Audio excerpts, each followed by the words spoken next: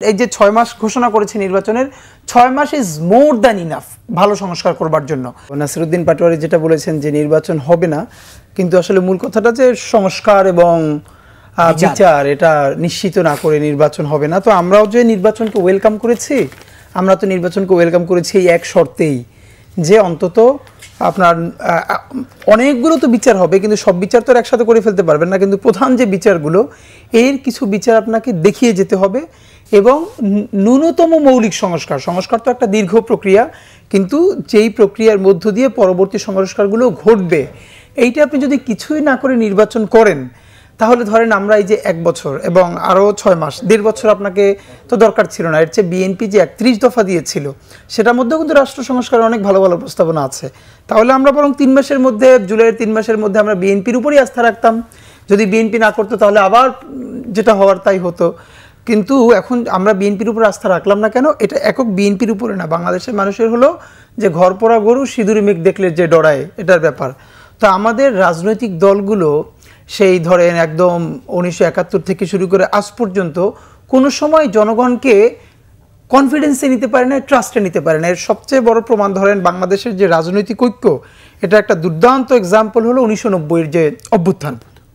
এখানে রাজনৈতিক দলগুলো মিলে বেশ কিছু কিন্তু সমঝোতা হয়েছিল যে তারা দেশে এরপরে এই কাজগুলো করবে, এইগুলো করবে না। 91-তে ঠিক এই সব সমঝোতাগুলো তারা 2-1টা একমাত্র সংসদীয় ব্যবস্থায় প্রত্যাবর্তন ছাড়া তারা কেউ কিন্তু তাদের কোনো রাখে নাই। ওই জায়গা থেকে আমরা বলেছি যে এখন যে সংস্কারের মূল আশাটা কি আছে, জুলাই সনদ।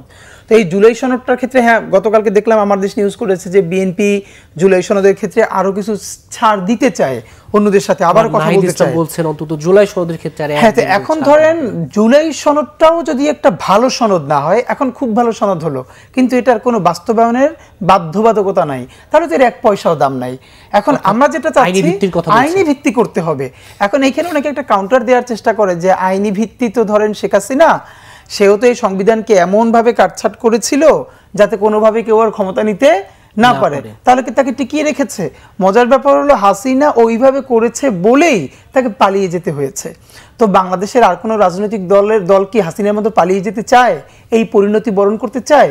না চাইলে তাকে তো ন্যূনতম আইনের মধ্যে থাকতে হবে।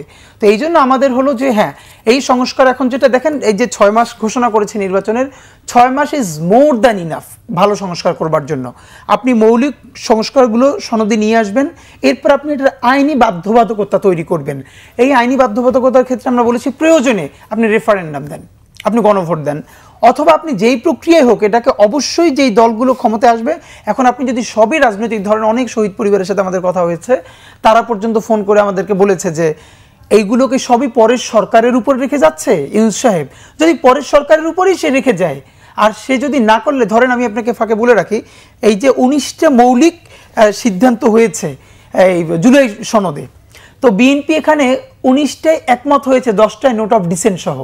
তো এখন 10টা নোট অফ ডিসেন্টের মধ্যে 1 নাম্বারই আছে উচ্চকক্ষে পিআর, সংসদের যে উচ্চকক্ষে পিআর ব্যবস্থা হবে।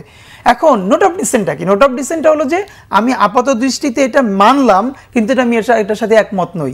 তো এই 19টা সংস্কারের মধ্যে সিগনিফিকেন্ট 10টাই বিএনপি বলেছে কি যে আমি এটা আপাতত মেনে নিচ্ছি। তো সংসদ যখন চালাবে, সরকার যদি বিএনপি ক্ষমতায় আসে, তখন তো এটা তাকে ধরার কোনো নাই, আর এটা কোনো প্র্যাকটিক্যাল না। বিএনপি বলবে দেখেন আমি তো এটা আগেই নোট অফ ডিসেন্ট দিয়েছি এবং এটা আমার জন্য প্র্যাকটিক্যালও না। সুতরাং আমরা এই কথাটা এই জন্যই বলতে চাই, কোনোভাবেই নির্বাচন বানচাল করা যাবে না। দেশ ভোটের ট্রেনে উঠেছে, ভেরি গুড।